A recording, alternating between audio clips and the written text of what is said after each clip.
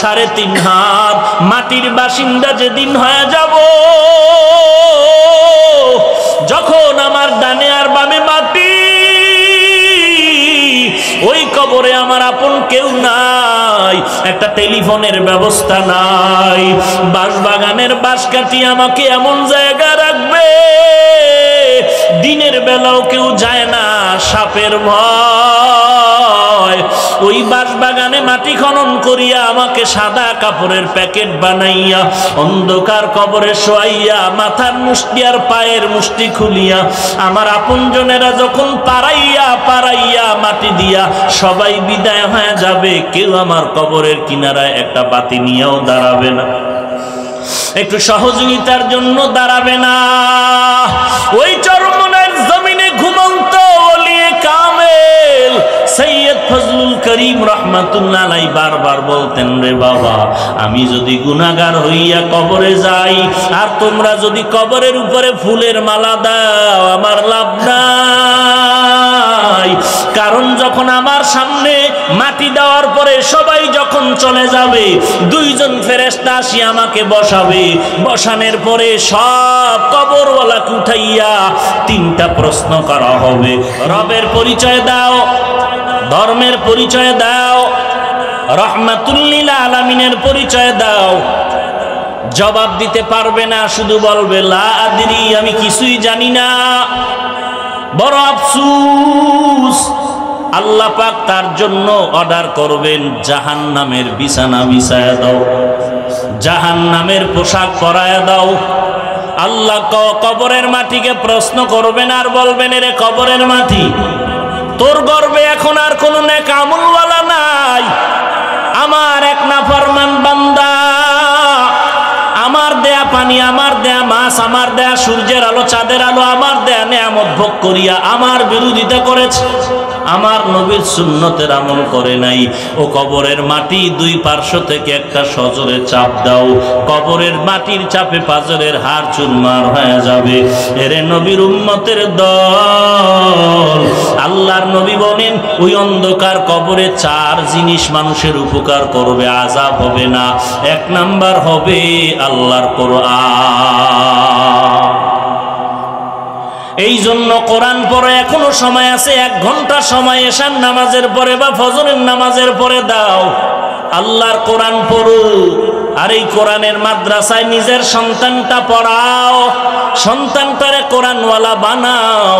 নবীর 1 নাম্বার দায়িত্ব কোরআনের তেলাওয়াত। যেই ঘরে কোরআন তেলাওয়াত হয় ওই ঘরে রহমত বর্ষিত হয়, গজব আসতে পারে না।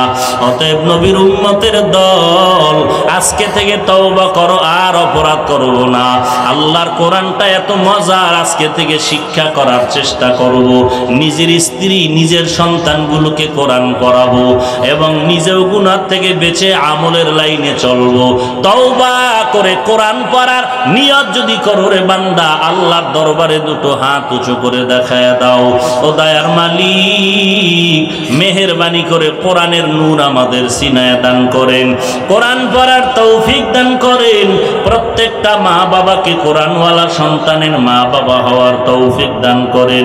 আয় আল্লাহ, কোরআনের যত মারকাজা মাদ্রাসা আপনি মেহেরবানি করে কিয়ামত পর্যন্ত কবুল করে নেন। আয় আল্লাহ, দ্বীনের যত মারকাজ আছে মসজিদ মাদ্রাসা কবুল করে নেন। আমাদের দিলের তামান্না কোরআনওয়ালা হতে চাই, কোরআনওয়ালা সন্তানের মা বাবা হতে চাই। আয় আল্লাহ, মেহেরবানি করে আমাদেরকে কবুল করে নেন, আমিন। রব্বানা ওয়া বা'আস ফীহিম রাসূলাম মিনহুম ইয়াতলু আলাইহিম আয়াতিকা ويعلمهم الكتاب والحكمة ويزكيهم إنك أنت العزيز الحكيم।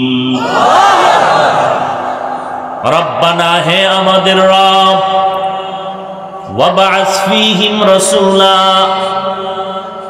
একজন তুমি রসুল পাঠাও, যেই রসুল 4টা দায়িত্ব পালন করে গোটা দুনিয়ার উম্মতকে জাহান্নাম থেকে জান্নাতি বানায় দিবেন। কয়টা দায়িত্ব? ইয়াতলু আলাইহিম আয়াতিক, এক নম্বরে আল্লাহর কোরআনের তেলাওয়াত করবেন, আল্লাহর দেওয়া কিতাবের তেলাওয়াত করবেন ওই মুসলমানের একজন ইমাম নবী। ওয়া ইউআল্লিমুহুমুল কিতাব, দুই নাম্বার আল্লাহর দেওয়া কিতাবের ইলম শিখাবেন। ওয়াল হিকমাহ, তিন নাম্বার দায়িত্ব মানুষকে চলার জন্য যে আদর্শ দরকার সে আদর্শের শিক্ষা দান করবেন। চার নাম্বার ওয়ায়ুযাক্কিহিম, আয় আল্লাহ এমন একজন ইমাম তোমার দরবারে চাই যেই ইমাম চার নাম্বার দায়িত্ব পালন করবেন, অন্তরে যাদের ময়লা পড়ে আছে গুনাহের ময়লা, এই ময়লাগুলো পরিষ্কার করে ফেলবেন। আল্লাহর দরবারে চার গুণওয়ালা নবী চাইলেন ইব্রাহিম নবী। আল্লাহ পাক ইব্রাহিম নবীর দোয়া কবুল করলেন। কবুল করার পরে আল্লাহ এর জবাবে কোরআনে আরেকটা আয়াত নাজিল করে দিলেন, হুয়াল্লাযী বা'সা ফিল উম্মিয়্যিনা রাসূলাম মিনহুম ইয়াতলু আলাইহিম আয়াতিহি ওয়া ইউযাক্কিহিম ওয়া ইউআল্লিমুহুমুল কিতাবা ওয়াল হিকমাহ ওয়া ইন কানু মিন ক্বাবলু লাফি দালালিম মুবিন।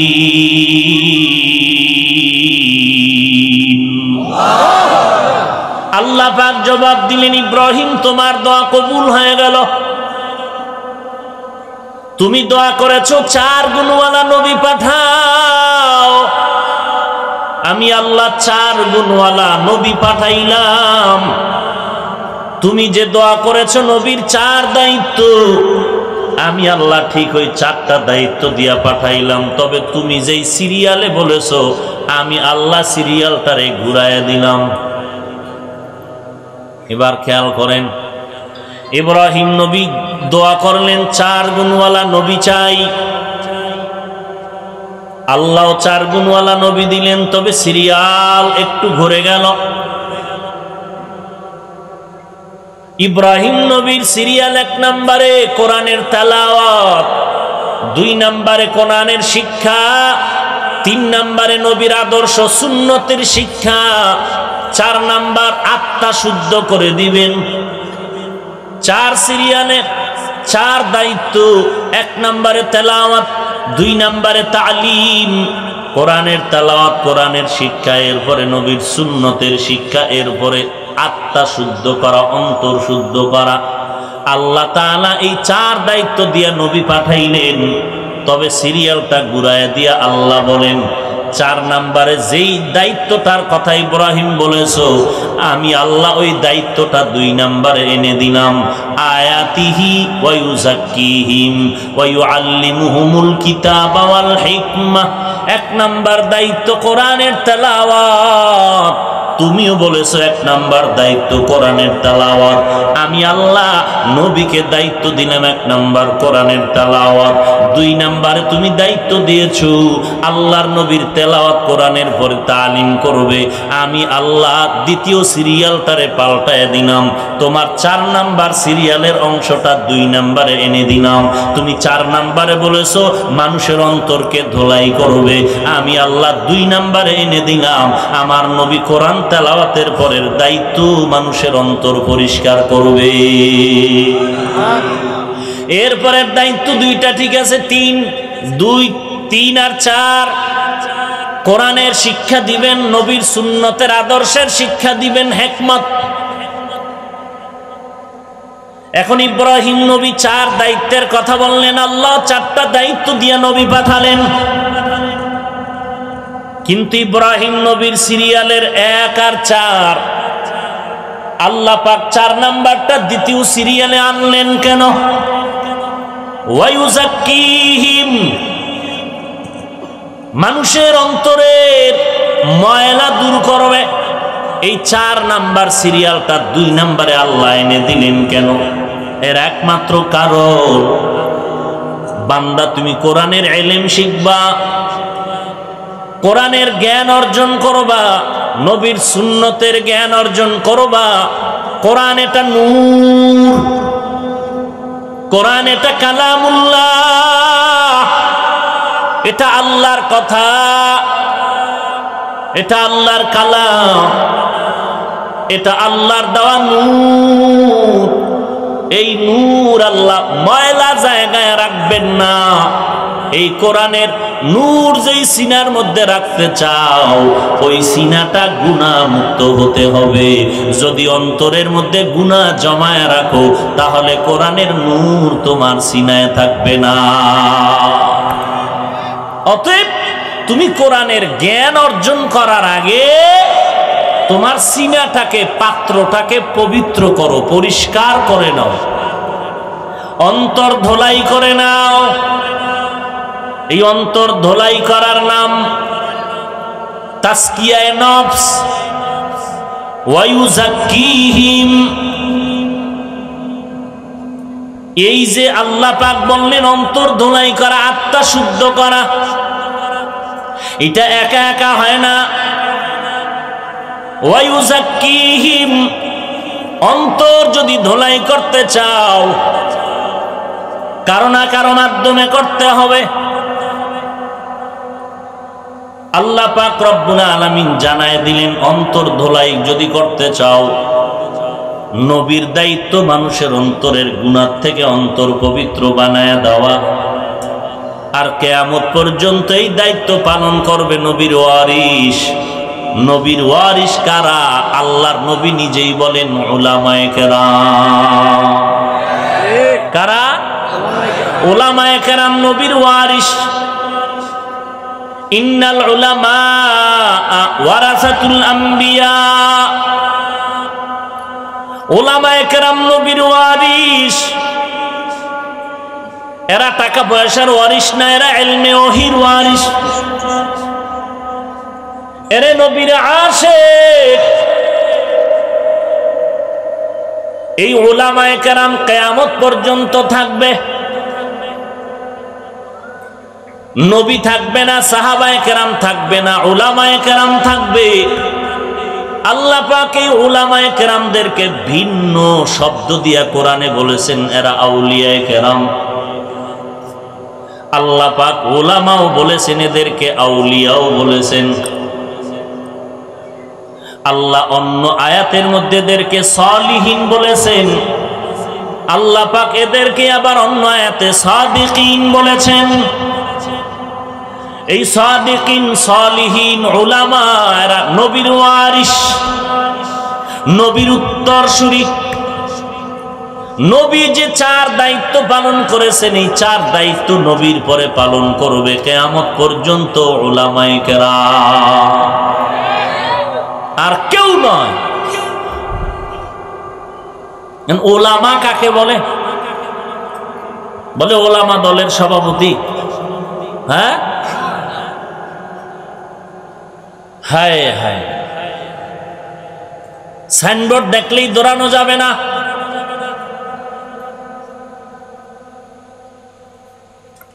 ভেতরের হালাত ভালো করে জানতে হবে। উপরে বোতলে লেখা আছে মধু, ভেতরে বিষ ঢুকানো আছে না নাই?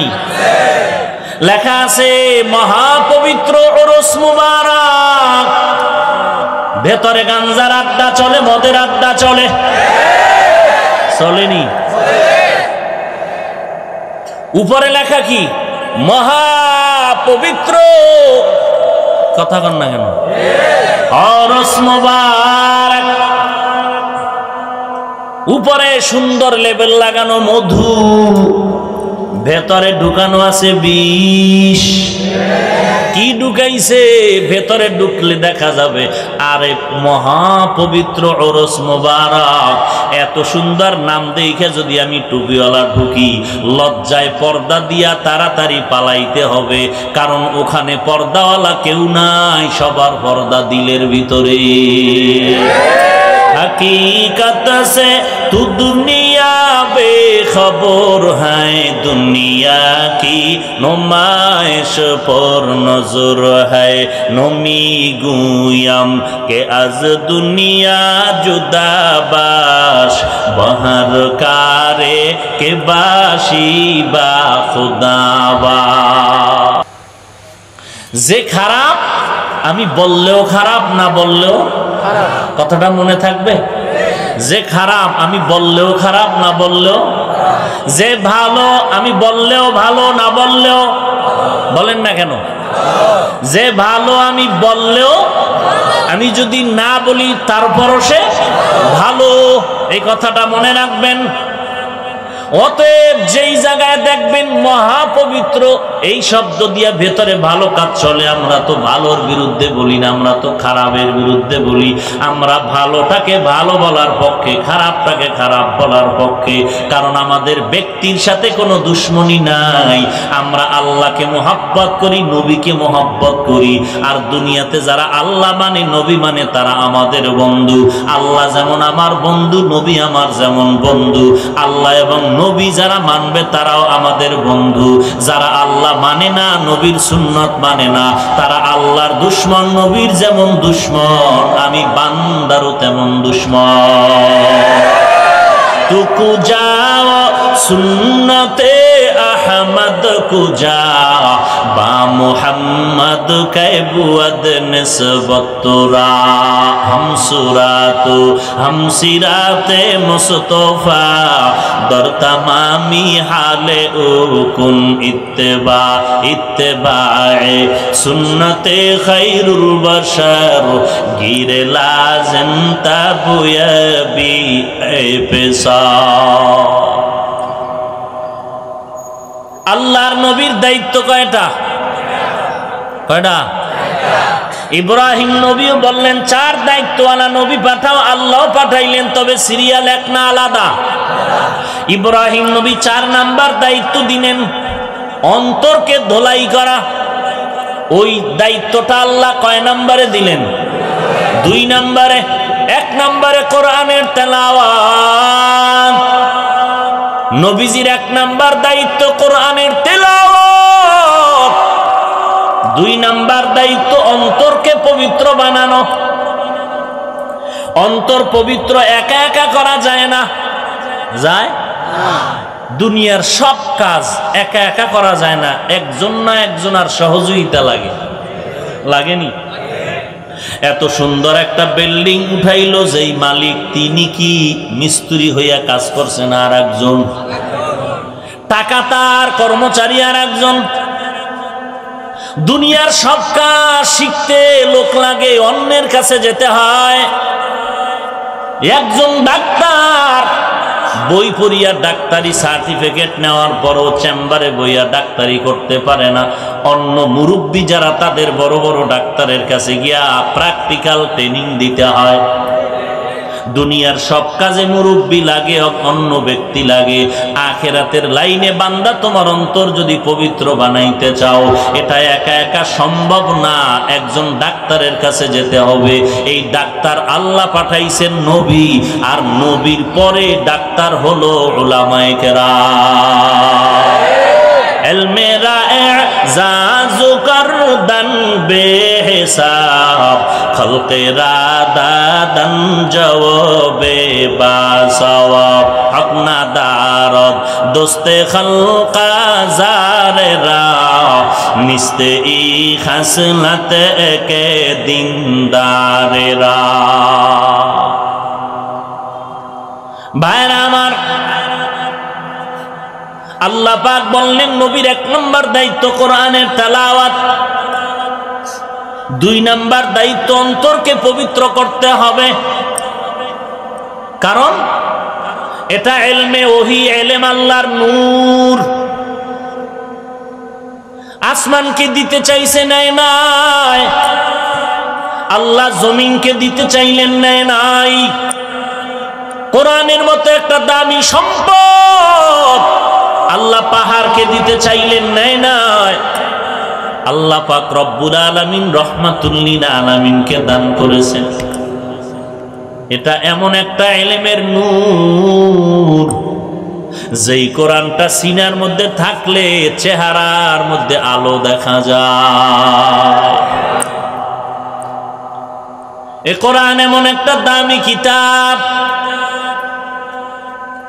নবীর 1 নাম্বার দায়িত্ব এই কিতাবের তেলাওয়াত করো, কারণ এটার তেলাওয়াতে এত মজা, অর্থ জানা লাগবে না, এটার তেলাওয়াত শুনলেই কলিজা ঠান্ডা হয়ে যায়। ঠান্ডা হয়নি? আর কোন কিতাব আছে যেই কিতাবের পড়া পড়লে কলিজা ঠান্ডা হয়? আছে? এরে নবীরা আশিক, নবীর 1 নাম্বার দায়িত্ব কোরআনের তেলাওয়াত, 2 নাম্বার দায়িত্ব অন্তরের গুনাহ দূর করে অন্তর ধোলাই করা। শাকাউতুন ইলা ওয়াকিইন সুওয়া হিফজি ফাআওসানি ইলা তারকিল মাআসি ফাইন্নাল ইলমা নূরুম মিন ইলাহি ওয়া নূরুল্লাহি লা ইউতা লিআসি। ইমাম শাফিঈ রাহমাতুল্লাহ আলাইহি তার ওস্তাদকে বললেন, কোরআনের পড়াপড়ি মনে থাকে না, ভুলে যায়। অনেক ছাত্র ভাই দেখা হলে বলে, হুজুর মাথায় একটা দম করেন, পড়াপড়ি মনে থাকে না। ঠিক এই অভিযোগটা ইমাম শাফিঈ রাহমাতুল্লাহ আলাইহি তার ওস্তাদের কাছে করলেন। ওস্তাদ তাকে তাবিজ দিয়ে দিলেন, পরামর্শ দিয়ে দিলেন, বাবা গুনাহ ছেড়ে দাও, কারণ গুনাহ ছাড়ো, গুনাহ করলে অন্তরের মধ্যে কালো কালো দাগ পড়ে যায়। একটা গুনাহ করবা, অন্তরের মধ্যে একটা কালো দাগ পড়ে যাবে। 2টা গুনাহ করবা, অন্তরের মধ্যে 2টা কালো দাগ পড়ে যাবে। গুনাহ করতে করতে বান্দার অন্তরটা এমন পরিমাণ ময়লা হয়ে যায়, তখন বান্দা কালো অন্তর দিয়া সব ভালো জিনিসের কালো দেখতে পায়। এই গুনাহ যদি না ছাড়ো, কোরআনের নূর তোমার সিনায় থাকবে না। ফাআওসানি ইলা তারকিল মাআসি ফাইন্নাল ইলমা নূরুম মিন ইলাহি ওয়া নূরুল্লাহি লা ইউতা লিআসি। আল্লাহ পাক পবিত্র পাত্রে কোরআনের নূর দান করবেন, অপরিচ্ছন্ন ময়লা গুনাহওয়ালা অন্তরের মধ্যে আল্লাহ কোরআন সিনায় ধারণ করার সুযোগ দিবেন না। এই জন্য তাকায় দেখো, মাদ্রাসার এক একটা ক্লাসের মধ্যে 20 জন 25 জন ছাত্র, 200-250 ছাত্র, সবাই আলেম হয় না। এই 200-250 ছাত্রের মধ্যে মাত্র 5-10 জন ভালো আলেম হয়। আবার অনেকে আলেম হওয়ার পরে দিনের বড় খেদমতে লাগে না, কয়েকজনের দ্বারা আল্লাহ দিনের খেদমত নেয়। আল্লাহ তাদের দ্বারা ধর্মের খেদমত নেয় যাদের অন্তর পরিষ্কার, যাদের অন্তর পবিত্র গুনাহমুক্ত, আল্লাহ তাদের দ্বারা দিনের খেদমত নেয়। আল্লাহ দিল চায়, আল্লাহ চেহারা চায় না। قال النبي صلى الله عليه وآله وسلم إن الله ينظر إلى قلوبكم وأعمالكم। আল্লাহর নবী বলেন, এর উম্মতের দল, আল্লাহ বান্দা তোর মাল সম্পদ আর চেহারা দিয়ে তাকাইয়া ফলাফল দেন না, আল্লাহ দেখেন তোর কলবের হালাত আর তোর আমলের খবর। তুমি এলেম শিখো কেন? মানুষকে দেখানোর জন্য নাকি আল্লাহর জন্য? এটা আল্লাহ কলবের হালাতের দিয়ে তাকায়। তুমি যে নামাজে দাঁড়ায় গেছো, এটা আল্লাহর জন্যই কি নামাজে দাঁড়াইছো, নাকি মানুষকে দেখানোর জন্য? মানুষ আমাকে বলবে আমি বড় নামাজি। তুমি মাদ্রাসায় দান করো, মসজিদে দান সদকা করো, এটা কি মানুষকে দেখানোর জন্য, মারহাবা পাওয়ার জন্য, নাকি আল্লাহর জন্য? এটা অন্তরের বিষয়। আল্লাহ বলেন, আমি অন্তর দেখে দেখে ফলাফল দেই। আল্লাহ অন্তর দেখে ফলাফল দান করেন। খারাপ লাগতেছে আপনাদের? নবীজির 1 নাম্বার দায়িত্ব কোরআনের তিলাওয়াত। তাহলে নবীর ওয়ারিস কারা? কারা বলেন? উলামায়ে কেরাম, সালিহিন, সাদিকিন, আউলিয়ায়ে কেরাম। এরা কার ওয়ারিস বলেন? কোন নবী? সে নবীর নাম কি? আরো জোরে বলেন। মুহাম্মাদুর রাসূলুল্লাহ মুহাম্মাদুর রাসূলুল্লাহ মুহাম্মদ হামিদে হামদ খুদা বস খুদা হামদে মুহাম্মদ মুস্তাফা বস। উলামায়ে কেরাম আউলিয়ায়ে কেরাম কোন নবীর ওয়ারিস? আখিরি নবীর ওয়ারিস। অতএব নবীজির এক নাম্বার দায়িত্ব কোরআনের তেলাওয়াত। অতএব এই জমিনে যারা নবীর ওয়ারিস হইয়া উম্মতের খেদমত করবেন তাদেরও চার দায়িত্বের এক নাম্বার হবে কোরআনের তেলাওয়াত। আমি বয়ান করি, আমি ইমামতি করি, আমি পীরগিরি করি, মুহাদ্দিসগিরি করি, আমার এক নাম্বার গুণ হবে আমার কথায় কথায় থাকবে কোরআনের তেলাওয়াত। কিন্তু যদি এমন কোন পীর পাওয়া যায় যে কোরআন পড়তেই জানে না, যদি পাওয়া যায়, কথা বলেন না কেন? ওরে আল্লাহর গোলাম, এমন কোন পীর যদি পাওয়া যায় কোরআন তেলাওয়াত জানে না, বুঝতে হবে তার ইমামতি করার যোগ্যতা নাই। যার ইমামতি করার যোগ্যতা নাই ওই বান্দা পীর দাবি করার অধিকার নাই। তবে বাংলাদেশে পারে কেন? বলে এটা সম্ভাবনাময় দেশ। বাংলাদেশ সম্ভাবনাময় দেশ, সবই সম্ভব। যেটা অসম্ভব সোনার বাংলায় সেটাও সম্ভব। কেমন অসম্ভবকে সম্ভব করে নিল বলাও যায় না অসম্ভব। এরে ভাই, ভালো করে মনে রাখবেন, অন্যায়কে অন্যায় বলা এটা হিংসা। হ্যাঁ, এটা হিংসা। অন্যায়কে অন্যায় বলা হিংসা না। ভালো করে মনে রাখবেন, আমরা খাঁটি আল্লাহওয়ালা পীর মাশায়েখের ভক্ত, শ্রদ্ধা করি, মহব্বত করি, চিনি আর না চিনি, দূর থেকেও কি করি? মহব্বত করি। কিন্তু যারা পীর নামের কলঙ্ক, পীরের যোগ্যতা নাই, এদের বিপক্ষে উম্মতকে সজাগ করতে হবে ঈমান বাঁচানোর জন্য। এটা হিংসা? হ্যাঁ, এখানে যদি চুপ থাকি তো ঈমান দুর্বল, ঈমান দুর্বল। অতএব অন্যায়কে অন্যায় বলাটা হিংসা না। এই একটা ভুল বুঝাবুঝি আমাদের মাঝে। একজনে যদি উল্টা পাল্টা করে ইসলামের লাইনে, কোরআন সুন্নাহর লাইনে, আহলে হক উলামায়ে কেরাম যদি এ নিয়ে কথা বলেন, এটা হিংসা না, এটা উম্মতের ঈমান বাঁচানোর জন্য বলেন। আল্লাহ আমাদের বুঝার তৌফিক দান করেন। নবীজির এক নাম্বার দায়িত্ব কোরআনের তেলাওয়াত। আউলিয়া কেরাম, নবীর ওয়ারিস যারা হবেন তাদের এক নাম্বার দায়িত্ব কোরআনের তেলাওয়াত। কোরআনের তেলাওয়াত এত দামি একটা আমল, যারা পড়বে যেই পরিমাণ সওয়াব পাবে, যারা শুনবে তারাও সেই পরিমাণ সওয়াব পেয়ে যাবে। কথা বুঝেন কি?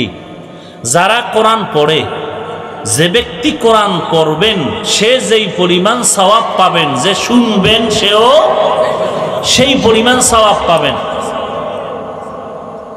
ভালো করে মনে রাখবেন, আমাদের বাংলাদেশ একটু আগে বলেছি সম্ভাবনাময় দেশ, সবই সম্ভব। এতদিন আপনারা চিৎকার শুনেছিলেন আহলে হাদিস, আহলে হাদিস, আহলে হাদিস। সব উলামায়ে কেরাম আহলে হাদিস নিয়ে বয়ান করেন, কিতাব লিখেছেন। আহলে হাদিসেরা মাযহাব মানে না, আহলে হাদিসেরা সঠিক ইসলামের লাইনে নাই বলিয়া আমাদের মুরব্বীরা বয়ান করেছেন। করেন নাই? ও ভাই কথা বলেন। আমাদের সব উলামায়ে কেরাম বড় বড় উলামায়ে কেরাম বলেছেন বয়ানে, কলমে, কাগজে।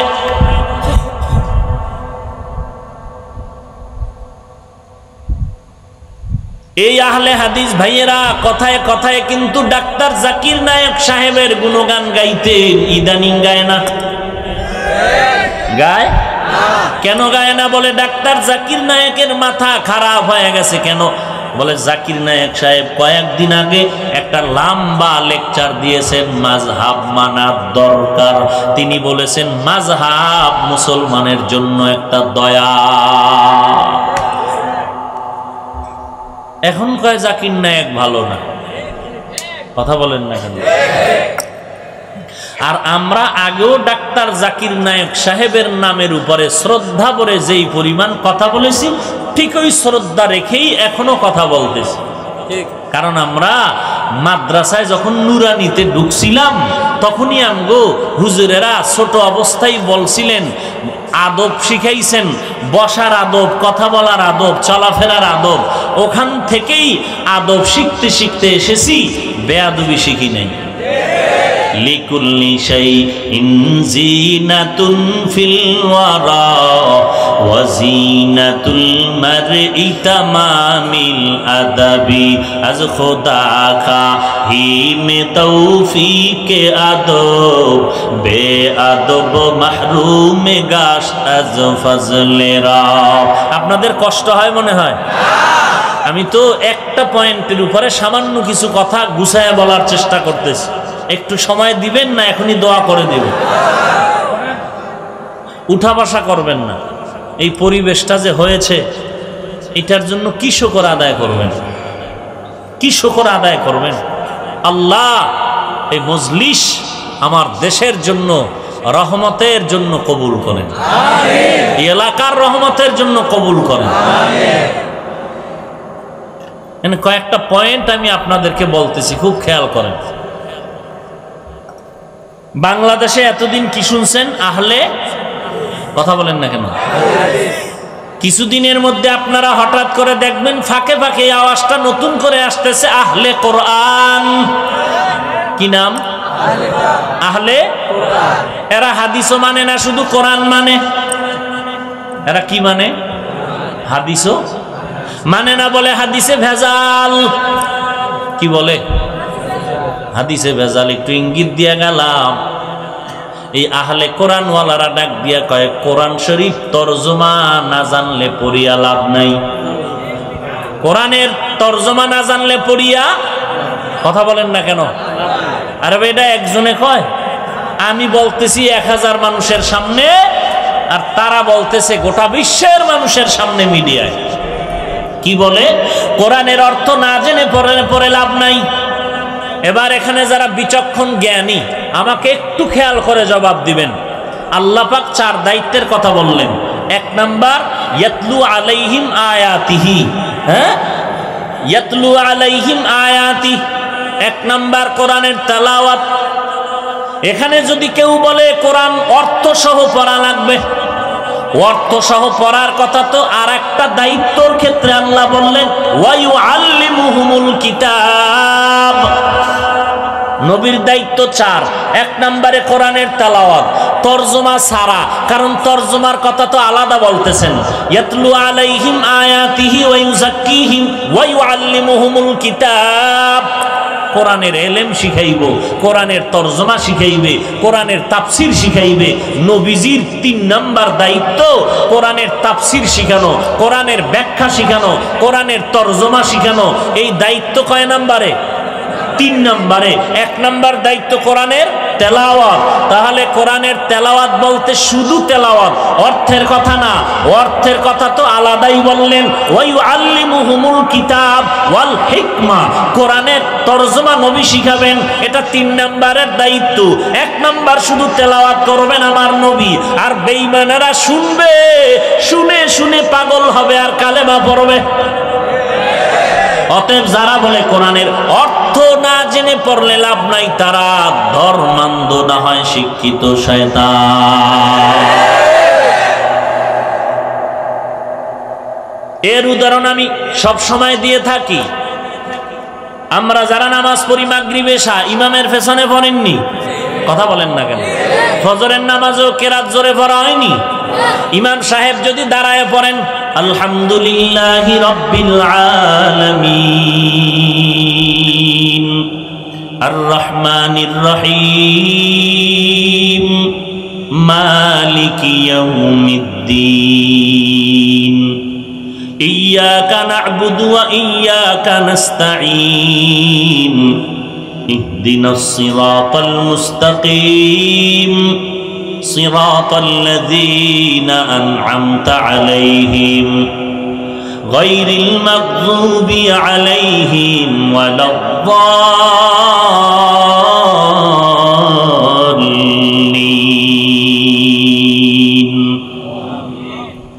عما يتساءلون عن النبأ العظيم الذي هم فيه مختلفون كلا سيعلمون ثم كلا سيعلمون ألم نجعل الأرض مهادا والجبال أوتادا وخلقناكم أزواجا وجعلنا نومكم سباتا এই যে ইমাম সাহেব পড়তেছেন আমি আলেম কিছু কিছু বুঝি, আপনারা বুঝবেন পেছনে অর্থ। এবার বলেন সওয়াব কি পাবেন? হ্যাঁ, তাদেরকে জিজ্ঞাসা করেন কোরআনের অর্থ না জেনে পড়লে যদি লাভ না হয় তো আমাদের সমাজে আমরা যারা কোরআন পড়ি অনেক আয়াত পড়ি নামাজে দাঁড়ায় ইমামতির মুসাল্লায় অর্থ নিজেও জানি না, মুক্তাদিরাও জানে না। বলো ইমাম সাহেব যে কোরআন পড়লো সওয়াব হবে কি হবে না? যদি বলো কোরআন পড়লে সওয়াব হবে, যদি বলো হবে, তাহলে এই কথা বন্ধ করে দাও। অর্থ না জেনে পড়লে লাভ নাই, এই কথা বন্ধ করে দাও। উম্মতের বোকা মনে করে ধোঁকা দিও না। নবীর এক নাম্বার দায়িত্ব কোরআনের তেলাওয়াত। অর্থ সহ না অর্থ ছাড়া? অর্থ সহ। আল্লাহ তাআলা নবীকে বললেন কোরআনের অর্থ শিখাবে। কয় নাম্বার দায়িত্ব? 3 নাম্বার দায়িত্ব। 1 নম্বরে কোরআনের তেলাওয়াত। এখানে কোরআন পড়লেই সওয়াব। কেমন সওয়াব? আমি পড়লে যেই পরিমাণ সওয়াব, আপনারা চুপ করে শুনবেন সেই পরিমাণ সওয়াব। শুধু তাই না, কোরআনটা খুলিয়া শুধু তাকায়া তাকায়া যদি দেখেন তাতেও আমল নামায় সওয়াব। হাযা কালাম রাব্বি, এটা আমার আল্লাহর কালাম, আমার নবীর জবানের তেলাওয়াত এত মজার। আমার নবীর তেলাওয়াত শোনার জন্য গোপনে গোপনে চুরি করে বেঈমানেরা নবীর ঘরের কিনারায় দাঁড়ায় কোরআন তেলাওয়াত শুনতো। নবীর 1 নাম্বার দায়িত্ব কোরআনের তেলাওয়াত। এই জন্যই তো আমাদের ওলামায়ে কেরাম আহলে হকেরা বলে মাইকে কোরআন পড়িস না। একেবারে দোকান উদ্বোধন করবে, 2 দিকে মাইক লাগায়া হোমানে তেলাওয়াত চলতেছে। বাজারের মধ্যে দোকানের মানুষ কোরআন তেলাওয়াত শুনে না, মানুষেও শুনে না, নিজের ঘরের লোকেরাও শুনে না। এতে কোরআনের সম্মান বাড়লো? তাহলে কোরআনের সম্মান কমে যায় এমন কাজ করা জায়েজ নেই। ভাইরা আমার, কোরআনের তেলাওয়াত আজকে মুসলমানের ঘরে কোরআনের তেলাওয়াত আছে? নাই নাই। জোর করিয়া যদি আটকায় দেই, কেন নাই? বলে পারি না। লকডাউন গেছে বাঙালি মুসলমান, তোমাদের জন্য এই করোনা একটা পরীক্ষা। ব্যবসা বন্ধ, চাকরি বন্ধ, ঘরের মধ্যে দরজা আটকায় কোরআনটা শিখতে যদি পারতা, ইমামের কাছে গিয়া দৈনিক 1 ঘন্টা সময় দিয়া কোরআন শিখলা না কেন? আজকে তো এত মানুষ এই ময়দানে বসে বয়ান শুনতেছে, কোরআনের আকর্ষণ আছে না হয় বসতো না। দুনিয়ার বিধর্মীদের অন্তরেও কোরআন আঘাত করে। এ কোরআন এমন মজার এক আওয়াজ, অতএব এই আওয়াজটা মানুষের অন্তরের মধ্যে গিয়ে আঘাত করে কোরআনের তেলাওয়াত। আজকে মুসলমানের ঘরে তেলাওয়াত নাই, মাঝে মাঝে অনেক ইংরেজি লাইনের ভাইয়েরা কোরআন পড়ে, কয় হুজুর আলহামদুলিল্লাহ কোরআন পারি। কেমনে পারেন? আপনি তো পুলিশ, আপনি তো জেনারেল লাইনে আছেন। বলে হুজুর মক্তবে পড়েছি। কই পড়ছে? মক্তব। এখন তো আর বাংলাদেশে মক্তব নাই, কারণ ইহুদিরা কি বেত্রাঘাত করে স্লোগান দিয়া বন্ধ করে দিয়েছে। বলে না না, তো বন্ধ হয়ে গেল কেন? বলে অপকৌশল করে বন্ধ করেছে। মক্তব বন্ধ করে দাও একদিনও বলে নাই, কিন্তু ওই টাইমে এমন একটা শিক্ষার রাস্তা খুলে দিল, বাচ্চারা ওই জায়গায় পড়তে যায়, এখন আর মক্তবে যায় না। মুয়াজ্জিন ফজরের আজান দিতে উঠতেছে, আর আম্মা জান সন্তানকে স্কুলে পাঠানোর জন্য উঠতেছে। যদি এখন কোন এই লাইনের বান্দা মুসলমানকে বলি ফজরের পরে মসজিদে মক্তব হয়, 1 ঘন্টা কোরআন পড়াও, 1 টাকাও লাগবে না, দিবে? বলে হুজুর বলেন কি, আমার ছেলেটা তো কেজি স্কুলে পড়ে, নার্সারিতে পড়ে, ক্লাস 3-তে উঠে গেল। আমার ছেলে এখন অনর্গল ইংলিশে কথা কয়, এখন তার ওখানে দেওয়া যাবে না, সকালবেলা ওখানে যায়। তাহলে কি করা যায়? বলে দুপুর বেলা আমি পড়াবো। বলে দুপুরেও হবে না, খানা খায় বাচ্চা একটু রেস্ট নেয়। মাগরিবের পরে বলে না, ওখানে ইংরেজি পড়ানোর প্রাইভেট মাস্টার। এই লকডাউনের মধ্যে মসজিদের ইমামের বেতন বন্ধ, মুয়াজ্জিনের টাকা বন্ধ, দান বন্ধ, কিন্তু প্রাইভেট মাস্টারের বেতন মোটেও বন্ধ না। আছে বন্ধ? অগ্রিম দিয়া দিছে, খাইয়া লইয়া আয়, তারপর আমার সন্তানের পড়া যেন মিস না হয়। আর মসজিদ মাদ্রাসায় যদি কিছু বলা হয়, বলে জানেন না দেশের অবস্থা খারাপ। বলেনি?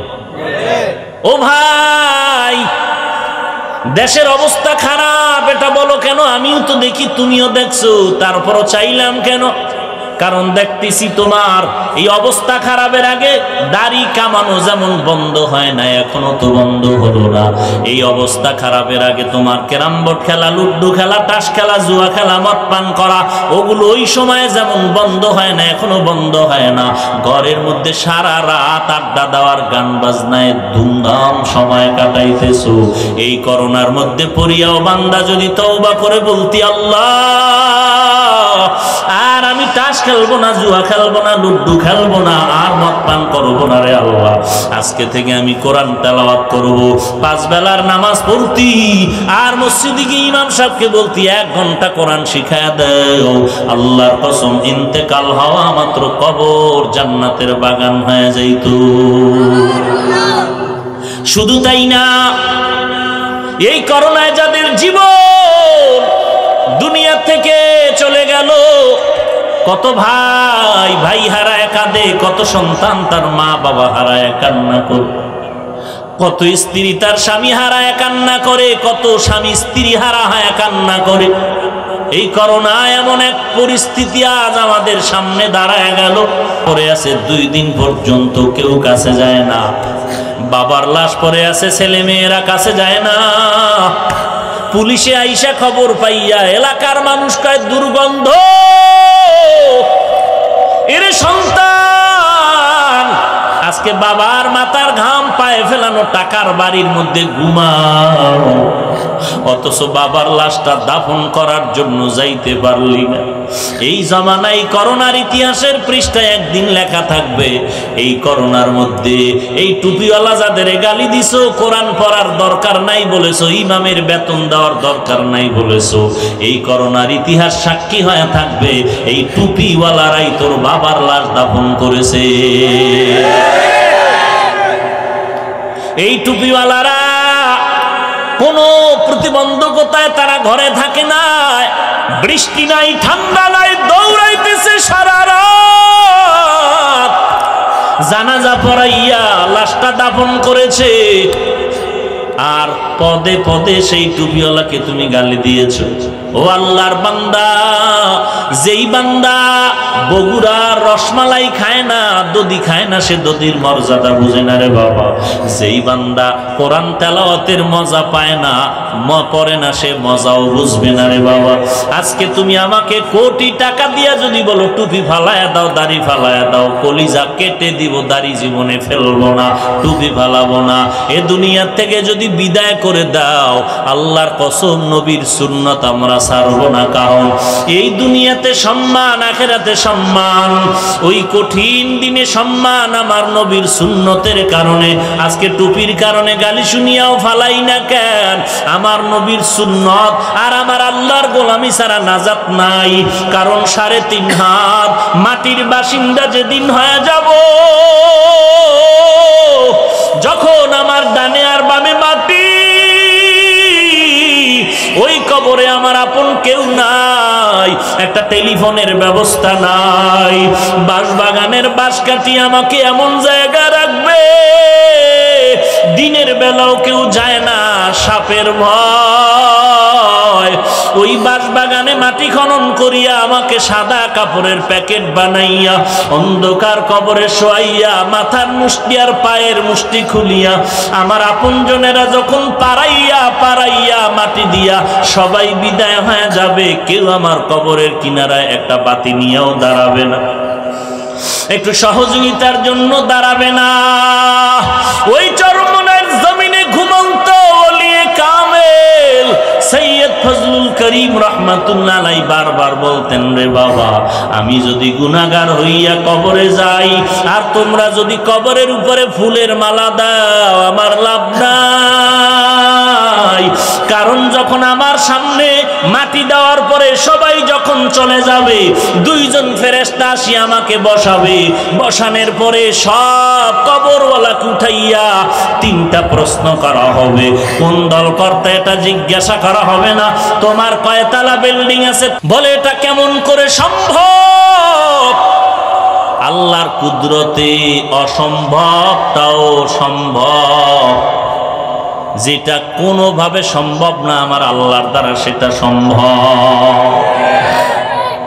পক্ষান্তরে যখন প্রশ্ন করা হবে, কোনো বেনামাজি গুনাহগার কবরে যাবে, রবের পরিচয় দাও, ধর্মের পরিচয় দাও, রহমাতুল লিল আলামিনের পরিচয় দাও, জবাব দিতে পারবে না, শুধু বলবে লা আদরি, আমি কিছুই জানি না।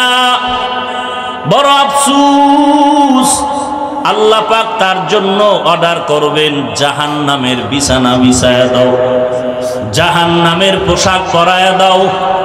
আল্লাহ কবরের মাটিকে প্রশ্ন করবেন আর বলবেন, এরে কবরের মাটি, তোর গর্বে এখন আর কোনো নেক আমলওয়ালা নাই, আমার এক নাফরমান বান্দা আমার দেয়া পানি, আমার দেয়া মাছ, আমার দেয়া সূর্যের আলো, চাঁদের আলো, আমার দেয়া নেয়ামত ভোগ করিয়া আমার বিরোধিতা করেছে, আমার নবীর সুন্নতের আমল করে নাই।